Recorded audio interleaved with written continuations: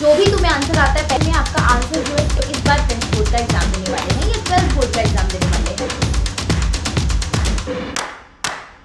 Hi everyone, welcome back to my YouTube channel. So आज की video बहुत important होने वाली है उन बच्चों के लिए जो इस बार 10th बोर्ड का एग्जाम देने वाले हैं या 12th बोर्ड का एग्जाम देने वाले हैं। इस वीडियो में मैं आपको जनरली ये चीज बताऊंगी कि आपको ना पेपर प्रेजेंट कैसे करना है, क्योंकि मैंने ऐसे बहुत सारे बच्चे देखे हैं। एज अ स्टूडेंट भी मैंने ऐसे बहुत सारे अपनी क्लासमेट्स देखे हैं और एज अ टीचर भी मैंने बहुत सारे बच्चों को देखा है जिनको आता तो बहुत कुछ आता है, लेकिन उनकी प्रेजेंटेशन स्किल्स ना वो बहुत बेकार होती हैं और इस वजह से उनके मार्क्स नहीं आ पाते। और ऐसे भी बच्चे मैंने देखे जिनको आता बहुत कम है, मतलब लाइक प्रिसाइज चीजें आती हैं, बहुत कम चीजें आती है, बट उनको लिखना आता है, प्रेजेंट करना आता है, तो उनका मार्क्स अच्छा आता है। तो यही चीज हम थोड़ा फर्क देखेंगे कि पेपर प्रेजेंटेशन स्किल एक्चुअली में कैसी होनी चाहिए आपकी। मैं आपको इस वीडियो के एंड तक 1 मार्क का क्वेश्चन कैसे लिखना है, 2 मार्क का कैसे क्वेश्चन लिखना है, 3 मार्क्स का कैसे लिखना है, 5 मार्क्स का कैसे लिखना है और कौन से क्वेश्चन में डायग्राम की नीड होती है, कौन से में नहीं होती, वो सारी की सारी चीजें बताने वाली हो। सो शुरुआत करते हैं हम सबसे पहले 1 मार्क्स वाले क्वेश्चन की। 1 मार्क्स वाले क्वेश्चन को आपको कितनी लाइंस में लिखना होता है? देखो यार, 1 मार्क्स के क्वेश्चन में क्या पूछा जाता है?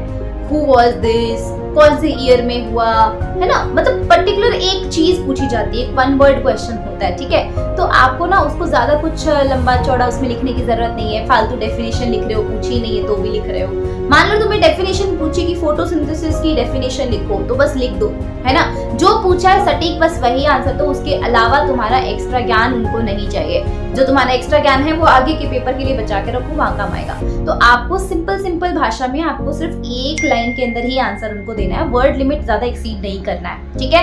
डायग्राम की यहाँ कोई नीड नहीं है, लेकिन ऊपर टिप देना चाहती हूँ 1 मार्क वाले क्वेश्चन के लिए कि अगर आपको मान लो डेफिनेशन पूछी किसी चीज की, डेफिनेशन लिखकर अगर आप एग्जाम्पल भी देते हो तो वो ज्यादा आपके लिए अट्रैक्टिव लगता है, तो आपको मार्क्स बहुत आसानी से मिल सकते हैं। और एक और इम्पोर्टेंट चीज कि यहाँ पर बिल्कुल भी आप स्पेलिंग मिस्टेक नहीं करनी, क्योंकि ऑलरेडी क्वेश्चन इतना छोटा है तो सामने हाईलाइट हो जाएंगे आपकी स्पेलिंग मिस्टेक, ठीक है? तो वो चीज आपको बिल्कुल भी नहीं करनी है 1 मार्क वाले क्वेश्चन में। तो अब चलते हैं 2 मार्क वाले क्वेश्चन पे। 2 मार्क वाले क्वेश्चन के लिए आपको मैं सजेस्ट करूंगी कि 2 से 4 लाइन में अपना आंसर खत्म कर लो, क्योंकि वर्ड लिमिट बिल्कुल भी एक्सीड करने को मैं आपको नहीं बोलूंगी, क्योंकि टाइम भी जाता है और मार्क्स आपको ऐसा तो है नहीं कि ज्यादा मिल जाएंगे। जितना मार्क्स का है उतना ही दो ताकि आंसर मिल जाए उसको। तो एग्जामिनर जब कॉपी चेक करते हैं ना, उसको बिल्कुल क्लियर कट आंसर चाहिए, ठीक है? तो आप 2 to 4 लाइंस में अपना आंसर बिल्कुल कंसाइज कर दो।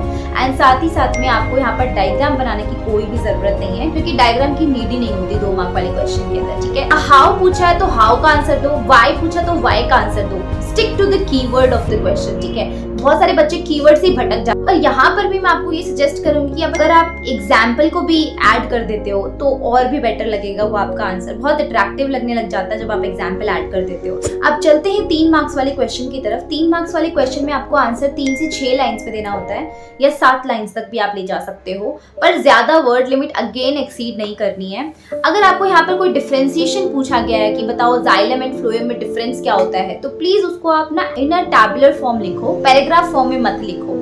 ये मैं आपको यहाँ पर सजेशन देना चाहूंगी, सुपर टिप आपके लिए। एंड साथ ही साथ में अगर आप पॉइंट्स में आंसर नहीं लिख रहे हो अपने, तो पैराग्राफ के फॉर्म में अपना आंसर लिखो, ठीक है?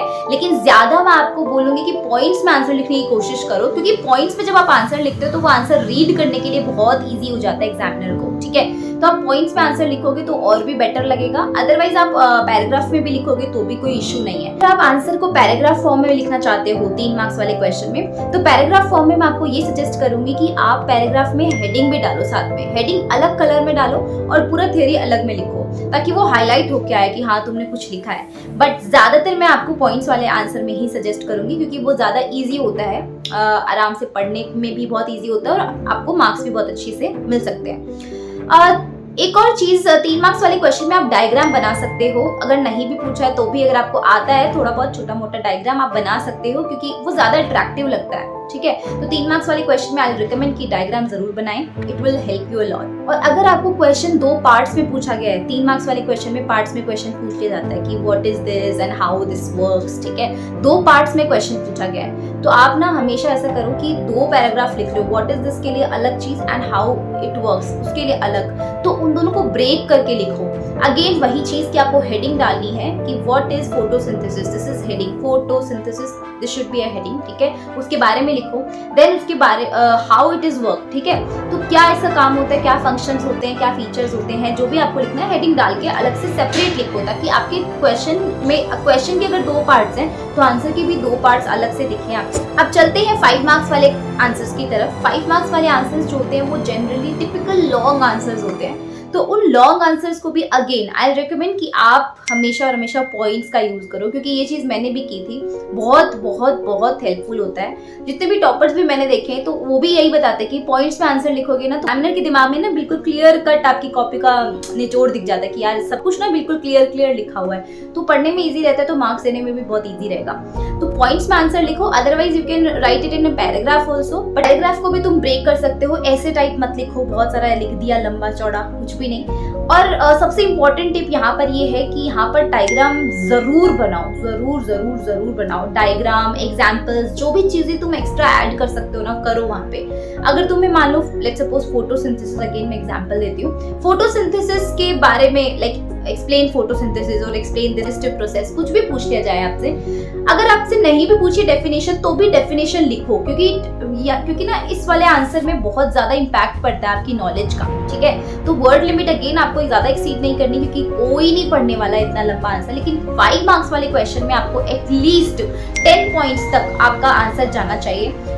और अगर छोटे छोटे पॉइंट्स है तो थोड़े से ज्यादा पॉइंट्स भी हो सकते हैं, 12, 13, एंड अगर थोड़े लंबे पॉइंट्स है तो एटलीस्ट यहाँ 9 to 10 एटलीस्ट होने ही चाहिए, ताकि वो हेवी भी लगे थोड़ा सा।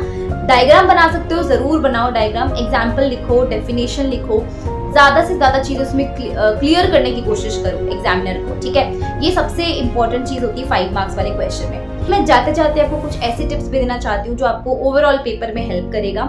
नंबर 1 टिप इज कि सबसे पहले पेपर जब भी आता है पेपर पढ़ो, ठीक है, पेपर पढ़ के और डिसाइड करो कि कौन से आंसर से शुरू करना है। तो जो भी आंसर आता है पहले वो लिखो, ताकि आपका ना टाइम वेस्ट ना हो, आगे जाओगे पेपर पूरा करोगे, क्योंकि 3 घंटे का टाइम होता है, तो 3 घंटे में आपको पूरा पेपर कंप्लीट करना है, ठीक है। तो कंप्लीट करो और वहीं से शुरू करो जहां से तुम्हें आता है। सो सारे क्वेश्चंस पहले वो कर लो जो तुम्हें आते हैं, जो नहीं आते हैं थोड़े कम आते हैं उनको बाद के लिए छोड़ दो, ठीक है। ये सबसे इंपॉर्टेंट टिप रहेगी, प्लीज ये फॉलो जरूर करना। दूसरी चीज ये कि ज्यादा पेपर को सजाने की जरूरत नहीं है, ठीक है। ऐसा नहीं कि भाई बहुत ऐसे सुंदरता में लग गए और अपना टाइम ही निकल गया, ऐसा नहीं करना है। बिल्कुल सिंपल रखो, बिल्कुल एकदम आराम से अंडरस्टैंडेबल रखो, कि एग्जामिनर के हाथ में तुम्हारी कॉपी आए ना बिल्कुल इजीली एकदम रीडेबल हो, कि आराम से वो पढ़ा और आंसर दे दिया।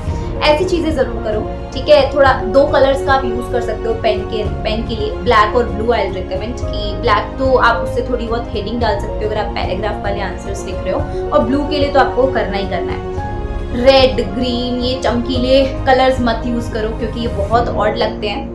और एक और चीज मैं बोलना चाहूंगी कि जैसे ही एक क्वेश्चन से दूसरे क्वेश्चन पे जंप करो तो उनको ना डिवाइड करने के लिए, कि 2 क्वेश्चन सेपरेट हैं उनके बीच में एक लाइन भी तुम खींच सकते हो, स्केल वगैरह अपने साथ रखो, ठीक है। उससे लाइन क्लिक करोगे तो भी थोड़ा अच्छा लगेगा वो पेपर आपको दिखने में कि सब कुछ डिवाइडेड है, everything is clear. Alright guys, this is for today's video and I hope so कि आपको वीडियो अच्छी लगी हो। प्लीज अगर लगी हो तो प्लीज लाइक करना, शेयर करना, सब्सक्राइब करना बिल्कुल भी मत भूलना। इस चैनल पे मैं आपको टिप्स एंड ट्रिक्स देती रहती हूँ क्लास 10th और क्लास 12th बोर्ड के अंदर कैसे आपको अच्छा परफॉर्म करना है, हर एक चीज से रिलेटेड वीडियोज आती है यहाँ पे।